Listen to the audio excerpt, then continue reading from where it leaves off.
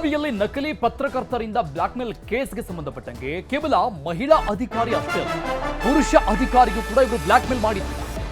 Bulb ಹೋಲ್ಡರ್ನಲ್ಲಿ camera ಇಟ್ಟು video ಸೆರೆ ಹಿಡಿದಿದ್ದು ಅದರಿಂದ ಬ್ಲಾಕ್ಮೇಲ್ ಮಾಡಿದ್ರು. ಮಹಿಳಾ ಅಧಿಕಾರಿ ಅಷ್ಟೇ ಅಲ್ಲ, ಪುರುಷ ಅಧಿಕಾರಿಗೂ ಕೂಡ ಬ್ಲಾಕ್ಮೇಲ್ ಮಾಡಿರುವಂತಹ ವಿಚಾರ ಈಗ ಬೆಳಕಿದೆ. ರೂಮ್ನಲ್ಲಿ ಹಿಡನ್ ಕ್ಯಾಮೆರಾ ಇಟ್ಟು ಬ್ಲಾಕ್ಮೇಲ್ ಮಾಡಿದ್ದಾರೆ. ಖಾಸಗಿ ವಿಡಿಯೋ ತೋರಿಸಿ ಲಕ್ಷ ಲಕ್ಷ ಹಣ ಪಿಕ್ಕಿದ್ದಾರೆ ಏಕೀಚಕರು. ಬಲ್ಬ್ನ ಹೋಲ್ಡರ್ನಲ್ಲಿ ಕ್ಯಾಮೆರಾ ಇಟ್ಟಿದ್ದು ಖಾಸಗಿ ವಿಡಿಯೋನ ರೆಕಾರ್ಡ್ ಮಾಡಿಕೊಂಡು ಅದನ್ನು ತೋರಿಸಿ ಹಣ ಪಿಕ್ಕಿದ್ದು ಲಕ್ಷಾಂಗಣ.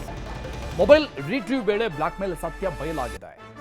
ಕಳೆದ ಕೆಲ ದಿನಗಳ ಹಿಂದೆ ಮಹಿಳಾ ಅಧಿಕಾರಿಗೆ ಬ್ಲಾಕ್ಮೇಲ್ ಮಾಡಿದ್ರು, 50 ಲಕ್ಷಕ್ಕೆ ಡಿಮ್ಯಾಂಡ್ ಇಟ್ಟಿದ್ರು. ಈ ಸಂಬಂಧಪಟ್ಟಂಗೆ 3 ಆರೋಪಿಗಳನ್ನ ಅರೆಸ್ಟ್ ಮಾಡಲಾಗಿತ್ತು. ಈಗ ಅದೇ ಆರೋಪಿಗಳಿಂದ ಪುರುಷ ಅಧಿಕಾರಿಗೆ ಬ್ಲಾಕ್ಮೇಲ್ ಮಾಡಿರೋದು ಕೂಡ ಬಯಲಾಗಿದೆ.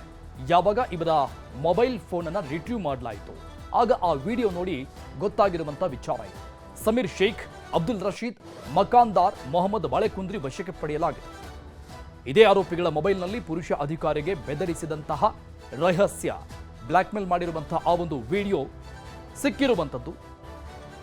ಕೇವಲ ಮಹಿಳಾ ಅಧಿಕಾರಿಗೆ ಅಷ್ಟೇ ಅಲ್ಲ, ಪುರುಷ ಅಧಿಕಾರಿಗೂ ಕೂಡ ಇವರು ಹಣಕ್ಕಾಗಿ ಬ್ಲಾಕ್ಮೇಲ್ ಮಾಡಿರುವಂತಹ ವಿಚಾರ ಗೊತ್ತಾಗಿದೆ. ಡೀಟೇಲ್ಸ್ ಕೊಡ್ತಾರೆ ನಮ್ಮ ಪ್ರತಿನಿಧಿ ಚಂದ್ರಕಾಂತ್ ಸುಗಂಧಿ ಲೈವ್ ನಲ್ಲಿ ಜಾಯ್ನ್ ಆಗ್ತಾ ಇದ್ದಾರೆ. ಚಂದ್ರಕಾಂತ್, ನಕಲಿ ಪತ್ರಕರ್ತರ ವಿಚಾರಕ್ಕೆ ಸಂಬಂಧಪಟ್ಟಂಗೆ ಈಗ ಗೊತ್ತಾಗ್ತಾ ಇರುವಂತದ್ದು ಆಶ್ಚರ್ಯಕರವಾದಂತಹ ವಿಚಾರ. ಆದ್ರೆ ಅದು ಕೇವಲ ಒಬ್ಬ ಅಧಿಕಾರಿಗೆ ಮಾತ್ರನಾ ಅಥವಾ ತುಂಬಾ ಜನರ ಲಿಸ್ಟ್ ಏನಾದರೂ ಇದೆಯಾ?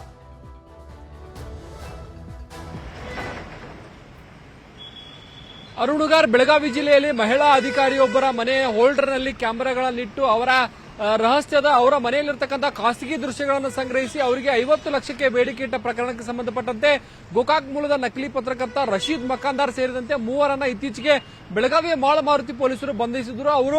ಅವರ ಮೊಬೈಲ್ ಅನ್ನ ವಶಕ್ಕೆ ಪಡೆದು ವಿಚಾರಣೆ ವೇಳೆಯಲ್ಲಿ ಆ ಮೊಬೈಲ್ ನಲ್ಲಿ ಆಘಾತಕಾರಿ ಸಂಗತಿಗಳು ಬೆಳಕಿಗೆ ಬಂದಿರತಕ್ಕಂಥದ್ದು. ಕೆಲ ತಿಂಗಳುಗಳ ಹಿಂದೆ ಬೆಳಗಾವಿಯ ಅಧಿಕಾರಿಯೊಬ್ಬರ ಇದೇ ರೀತಿ ಅವರ ಮನೆಯಲ್ಲಿ ಹೋಲ್ಡರ್ ನಲ್ಲಿ ಕ್ಯಾಮೆರಾಗಳನ್ನ ಫಿಕ್ಸ್ ಮಾಡಿ ಅವರ ಖಾಸಗಿ ವಿಡಿಯೋಗಳನ್ನು ಸಂಗ್ರಹಿಸಿ ಅವರಿಗೆ ಬ್ಲಾಕ್ ಮೇಲ್ ಮಾಡಿದ್ರು ಅಂತಕ್ಕಂಥ ಮಾಹಿತಿಗಳು ಸದ್ಯ ಹೊರಬಿದ್ದಿರತಕ್ಕಂಥದ್ದು. ಈಗ ಈ 3 ಜನ ಆರೋಪಿಗಳನ್ನ ಮಾಳಮಾರುತಿ ಪೊಲೀಸರು ಮತ್ತೆ ಕೋರ್ಟ್ ಅನುಮತಿಯ ಮೇಲೆಗೆ ವಶಕ್ಕೆ ಪಡೆದು ವಿಚಾರಣೆ ನಡೆಸಿದ್ದಾರೆ. ಈ ವೇಳೆಯಲ್ಲಿ ಅವರ ಮೊಬೈಲ್ ನಲ್ಲಿ ಸುಮಾರು 10 ಹಲವು ವಿಡಿಯೋಗಳು ಪತ್ತೆಯಾಗಿದ್ದು ಇದು ಪೊಲೀಸರಿಗೆ ಆಘಾತಕಾರಿಯಾಗಿರ್ತಕ್ಕಂಥದ್ದು. ಹೀಗಾಗಿ ಮತ್ತಷ್ಟು ತನಿಖೆಯನ್ನ ಚುರುಕುಗೊಳಿಸಿದ್ದಾರೆ.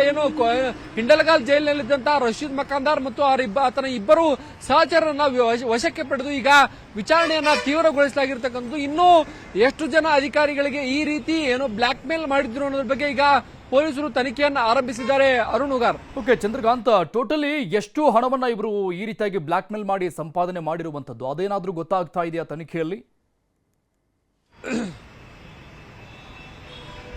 ಅರುಣುಗಾರ್, ಒಂದು ಪ್ರಕರಣದಲ್ಲಿ ಇವರು 50 ಲಕ್ಷಕ್ಕೆ ಬೇಡಿಕೆ ಇಟ್ಟಿದ್ರು ಅಂತಕ್ಕಂಥ ಮಾಹಿತಿಗಳು ಸಿಕ್ಕಿದ್ವು. ಬಳಿಕ ಏನು ಅಂತಂದ್ರೆ ಈ 3 ಜನರನ್ನ ನ್ಯಾಯಾಲಯದ ಮುಂದೆ ಹಾಜರುಪಡಿಸಿ ಅವರು ಹಿಂಡಲಗ ಜೈಲಿಗೆ ಕಳಿಸಲಾಗಿತ್ತು. ಈಗ ಇವರ ಮೊಬೈಲ್ ಅನ್ನ ವಶಕ್ಕೆ ಪಡೆದು ಆ ಮೊಬೈಲ್ ನಲ್ಲಿರ್ತಕ್ಕಂಥ ದೃಶ್ಯಗಳು ಮತ್ತು ಕಾನ್ವರ್ಸೇಷನ್ ಆಗಿರಬಹುದು ಮತ್ತು ಎಲ್ಲಾ ವಿಚಾರಗಳನ್ನ ಪೊಲೀಸರು ತನಿಖೆಗೆ ಒಳಪಡಿಸ್ತಾರೆ. ಈ ಸಂದರ್ಭದಲ್ಲಿ ಆ ಮೊಬೈಲ್ ನಲ್ಲಿ ಕೆಲ ಅಶ್ಲೀಲ ದೃಶ್ಯಗಳು, ಈ ರೀತಿ ಹಿರಿಯ ಅಧಿಕಾರಿಗಳ ಮನೆ ಮೇಲೆ ಕ್ಯಾಮೆರಾಗಳನ್ನ ಫಿಕ್ಸ್ ಮಾಡಿರ್ತಕ್ಕಂಥ ವಿಚಾರಗಳು ಬೆಳಕಿಗೆ ಬಂದಿರತಕ್ಕಂಥದ್ದು. ಈಗ ಒಬ್ಬರ ಅಧಿಕಾರಿಯ ಮನೆ ಮೇಲೆ ಈ ರೀತಿ ಅವರು ಈ ಹಿಂದೆ ಪ್ರಯೋಗನ ಮಾಡಿದ್ರು ಮತ್ತು ಅದರಿಂದ ಹಣವನ್ನು ಕೂಡ ವಸೂಲಿ ಮಾಡಿದ್ರು ಅಂತಕ್ಕಂಥ ಆರೋಪಗಳಿತ್ತು. ಅದೇ ಆ ಪ್ರಕರಣಕ್ಕೆ ಸಂಬಂಧಪಟ್ಟಂತೆ ಈಗ ವಿಚಾರಣೆ ಆರಂಭವಾಗಿರ್ತಕ್ಕಂಥದ್ದು. ಇನ್ನು ಯಾರೆಲ್ಲ ಈ ನಕಲಿ ಪತ್ರಕರ್ತರ ಜಾಲಕ್ಕೆ ಸಿಕ್ಕು ಒದ್ದಾಡಿದ್ದಾರೆ ಅನ್ನೋದ್ರ ಬಗ್ಗೆ ಈಗ ಪೊಲೀಸ್ ತನಿಖೆಯಿಂದ ಸ್ಪಷ್ಟವಾಗಿ ಗೊತ್ತಾಗಬೇಕಿದೆ. ಮತ್ತು ಯಾರೆಲ್ಲ ವಂಚಿತರಿದ್ದಾರೆ ಅವ್ರು ಯಾರು ಕೂಡ ಇದುವರೆಗೂ ಕೂಡ ಮುಂದೆ ಬಂದು ದೂರು ಕೊಡಕ್ಕೆ ಗೊತ್ತಿಲ್ಲ. ಇನ್ನಾದ್ರೂ ಎಚ್ಚೆತ್ತುಕೊಂಡು ಈ ರೀತಿ ನಕಲಿ ಪತ್ರಕರ್ತರು ತಮ್ಮ ಮನೆಯ ಹೋಲ್ಡರ್ ನಲ್ಲೇ ಬಂದು ಕ್ಯಾಮೆರಾ ಫಿಕ್ಸ್ ಮಾಡುವಂತಹ ಒಂದು ಭಯಾನಕ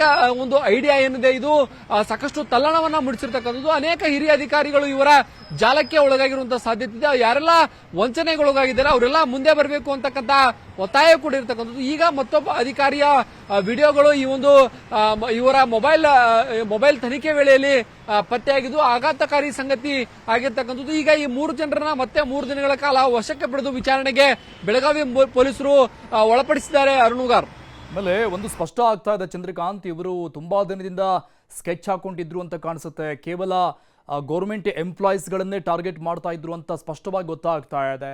ಇದನ್ನು ಹೊರತುಪಡಿಸಿದಂಗೆ ಯಾರಾದರೂ ಉದ್ಯಮಿಗಳನ್ನು ಕೂಡ ಏನಾದರೂ ಟಾರ್ಗೆಟ್ ಮಾಡಿರಬಹುದು ಅಂತ ಅನ್ಸುತ್ತಾ? ಆ ಬಗ್ಗೆ ಏನಾದರೂ ದೂರು ದಾಖಲಾಗುವಂಥ ಚಾನ್ಸಸ್ಗಳು?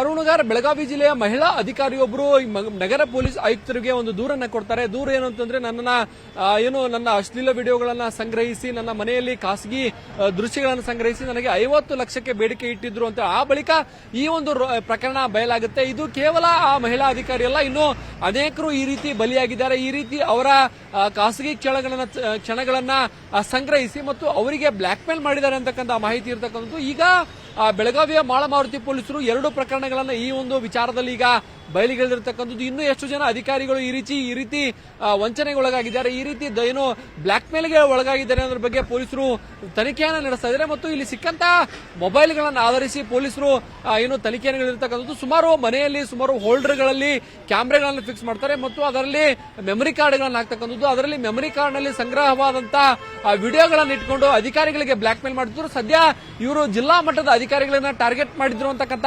ಮಾಹಿತಿಗಳಿದೆ. ಇನ್ನು ಉದ್ಯಮಿಗಳು ಯಾರಿದ್ರು ಮತ್ತು ರಾಜಕಾರಣಿಗಳು ಯಾರಿದ್ರು ಅನ್ನೋದ್ರ ಬಗ್ಗೆ ಪೊಲೀಸ್ ತನಿಖೆಯಿಂದ ಹೊರಬರಬೇಕಿದೆ. ಅರುಣುಗಾರ್, ಥ್ಯಾಂಕ್ ಯು ಚಂದ್ರಕಾಂತ್, ಡೀಟೇಲ್ಸ್.